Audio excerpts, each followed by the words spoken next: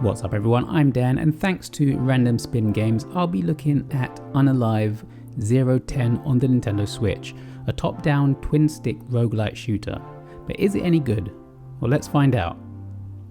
Unalive 010 is a promising but flawed roguelike shooter. It introduces players to an intriguing world where they must fight off monsters using their shooting skills.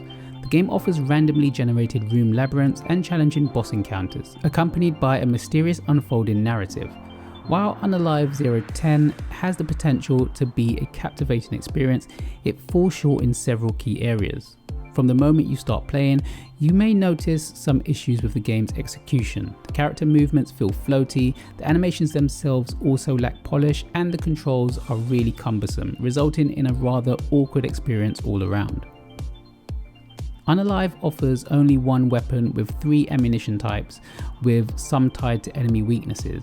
Although there are artifacts that can enhance the gun's abilities, their impact feels minimal. However, the inclusion of a drone companion adds value to the gameplay as it actively contributes to exterminating enemies. The need to constantly charge your drone at stations adds a layer of immersion, although the inability to move or transport the drone can be frustrating. Progression in Unalive revolves around upgrading the drone, which carries over between runs. Upgrading the drone requires microchips, which can be obtained through crafting at workstations. The game introduces 3 materials used for crafting: special ammo, medkits, and artifacts. While the concept of artifacts enhancing gameplay and randomization is promising, their execution often falls short. Some artifacts lack impact, making their presence feel inconsequential. Blood bags serve as another resource that can increase maximum health. However, their purpose and effectiveness in the game remain unclear, as the benefits of using them are not apparent. The enemy designs, including bosses, lack inspiration and feel very generic. On top of that, some boss fights suffer from poor design, with enemies spawning directly behind, in front, or even under the player, leading to frustrating encounters. The combat loop in Unalive is very monotonous. Clearing out rooms becomes easy with experience.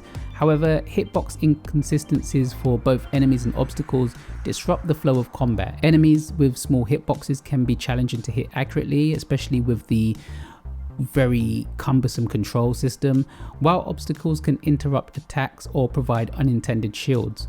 The game's sound effects lack variety and become repetitive over time, detracting from the overall experience. There is no music to accompany the action, which on one hand adds to the atmosphere of being alone in this place. However, the action just isn't compelling enough to achieve this, and things just end up feeling very hollow. While Unalive has the potential, it requires significant improvements to reach a more polished state. Balancing enemy encounters, refining hitboxes, and diversifying enemy designs would enhance gameplay considerably.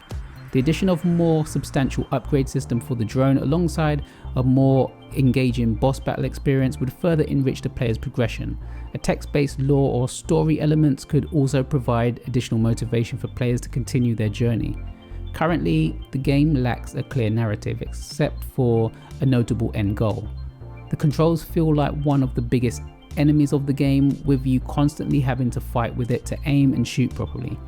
The lack of having different button configurations mean you're stuck with what I found to be a very uncomfortable setup for long periods of gameplay, with my hand cramping up after a while, and this was while playing with the Pro Controller.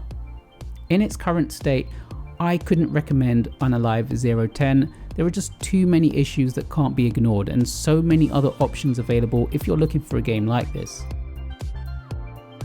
Unalive 010 is available now on the Nintendo eShop, priced at $4.49 in the UK and $4.99 in the US.